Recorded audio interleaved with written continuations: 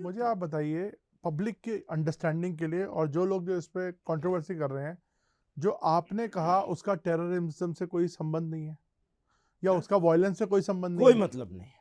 नहीं, तो इसको अगर, लेकिन आपको पता है कि इसका इस्तेमाल हाँ। टेररिस्ट ऑर्गेनाइजेशंस करती हैं, इस अच्छा, शब्द का अब इस्तेमाल। आप ये समझिए, मैं हम आप एक साथ बैठे हैं, राष्ट्र निर्माण, राष्ट्र रक्षा, राष्ट्र सुरक्षा, इस पर हम सब लोग एक साथ हैं, है ना, एक सहमत हैं हम।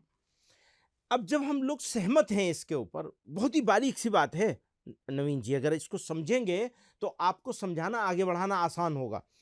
हम सब लोगों की का मुश्तरक जिम्मेदारी, उर्दू में कहते हैं, यानी कलेक्टिव रेस्पॉन्सिबिलिटी है। ये कलेक्टिव रिस्पॉन्सिबिलिटी है लड़ना। अगर टेररिस्ट इसको जिहाद कह रहा है, तो आप भी और मैं भी उसको जिहाद मान लें, इससे उसका फायदा है, या उसको जिहाद न माने, इससे उसको उसका नुकसान है। सब भ्रम तो फैलाया गया ना हम भ्रम किसने फैलाया? सर, लेकिन आप देखिए एक सेकंड, पाकिस्तान जैसी वही मैं कंट्री समझाना चाहता, जिहाद इस्तेमाल करती है वही कश्मीर मैं में। कह रहा हूं, जो पाकिस्तान यूज करेगा वही हम भी यूज करने लगेंगे, या हम उसको एक्सपोज करेंगे? आप ये बताइए। सर मतलब मैं समझाने की कोशिश मैं कर रहा आपके हूं। इंटेंट समझ रहा हूँ, देखिए नहीं, लेकिन आपके अगर इंटेंट। आप मुश्किल क्या है, अभी लोग समझने के लिए तैयार नहीं है। जी।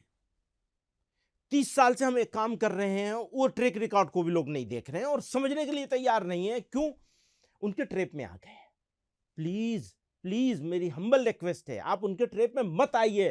पाकिस्तानी जिनके आका पाकिस्तान में बैठे हुए हैं, उन लोगों के ट्रैप में अगर आप आएंगे तो उनको मजबूत कर रहे हैं, अपने आप को कमजोर कर रहे हैं।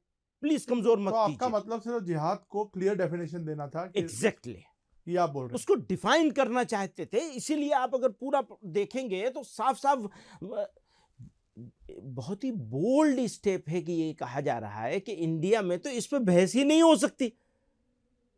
इससे बड़ा बोल्ड स्टेप हो नहीं सकता कि इस पर डिबेट ही नहीं हो सकती कि जिहाद यहां होगा या नहीं होगा।